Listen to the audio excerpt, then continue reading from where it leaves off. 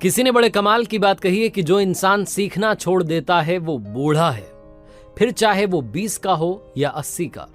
और जो इंसान सीखता चला जाता है वो हमेशा जवान है, फिर चाहे वो 20 का हो या 80 का। मेरा नाम है आरजे कार्तिक। आप देखना शुरू कर चुके हैं एक नई कहानी, और आज की कहानी एक ऐसे व्यक्ति की जो अपने आप को तीरंदाजी में सर्वश्रेष्ठ मानने लगा था।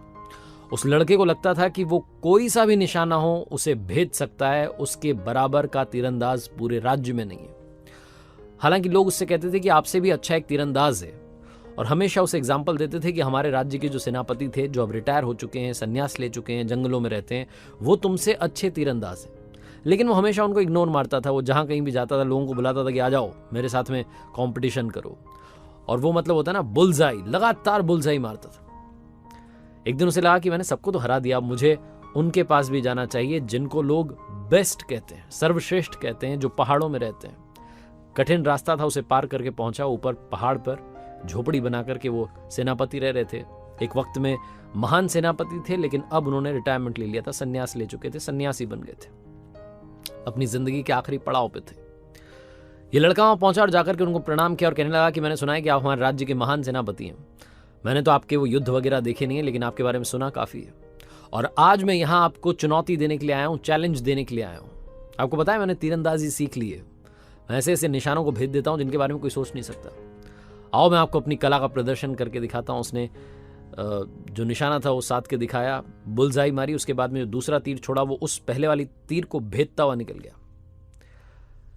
वो जो सेनापति थे, जो सन्यासी बन चुके थे, मंद मंद मुस्कुरा रहे थे। उन्होंने कहा ठीक है, बहुत अच्छा कर रहे हो।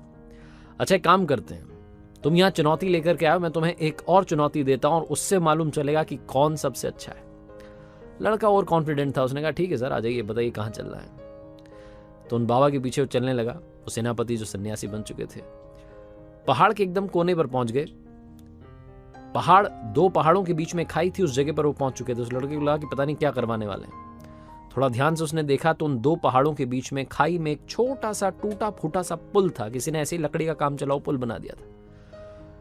वो जो सन्यासी थे, वो बाबा जो एक वक्त में सेनापति थे, धीरे धीरे चलने लगे और बीच में जाके खड़े हो गए। ये दूर से देख करके डर गया कि क्या करवा रहे हैं। उन्होंने कहा अरे आ जाओ, डरो मत।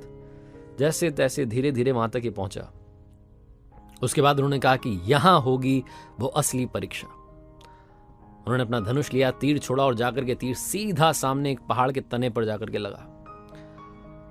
उसके बाद उन्होंने इस लड़के को धनुष दिया, तीर दिया और बोले कि सुनो, वो जो तीर लगाया उसको तुम्हें भेदना है। अगर तुमने कमाल कर दिया तो तुम असली चैंपियन हो, तुम सर्वश्रेष्ठ हो।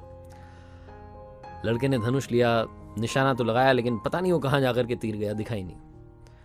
बुरे तरीके से वो चूक गया। माफी मांगने लगा कि मुझे माफ कर दीजिए, अभी मुझे बहुत कुछ सीखना बाकी है। जब ये वापस उस पुल से पहाड़ की तरफ आए, सेफ जगह पर पहुंच गए, तो वो जो सेनापति थे, जो सन्यासी बन चुके थे, उन्होंने कहा कि सुनो बेटा, तुमने धनुष और तीर पर तो कंट्रोल करना सीख लिया है, लेकिन मन पर कंट्रोल नहीं है।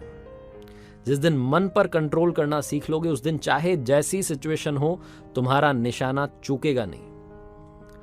और एक बात ध्यान रखना, जिंदगी में याद रखना, सीखते चलना। सीखते रहोगे तो जवान रहोगे, सीखना बंद कर दोगे तो बूढ़े बन जाओगे। छोटी सी कहानी हम सब के लिए एक बहुत बड़ा मैसेज देती है, बहुत बड़ी बात सिखाती है कि जिंदगी में कई बार हम सोचते हैं कि अब तो मैंने पा लिया ना जो पाना था। हम सीखना छोड़ देते हैं और जहां थे वहीं अटक के रह जाते हैं। अगर आप लाख रुपया कमा रहे हैं तो लाख रुपए पे अटक के रह जाते हैं, 10,000 कमा रहे हैं तो 10,000 पे अटक के रह जाते हैं, 50,000 कमा रहे हैं 50,000 पे अटक के रह जाते हैं। क्या आप वहां तक पहुंच सकते हैं जहां तक कोई नहीं पहुंचा? उसके बारे में सोचना बंद कर देते हैं, क्योंकि हमें लगता है कि हमें सब कुछ आ गया। तो ये सब कुछ आ गया, ये सोचना बंद कीजिए और सीखते चलिए, क्योंकि सीखने की कोई उम्र नहीं होती, सीखने की कोई सीमा नहीं होती। एक बार फिर से कहूंगा, ऊपर वाले के आशीर्वाद के साथ, अपनी सच्ची मेहनत के साथ और अपनों के प्यार के साथ कर दिखाओ कुछ ऐसा कि दुनिया करना चाहे आपके जैसा।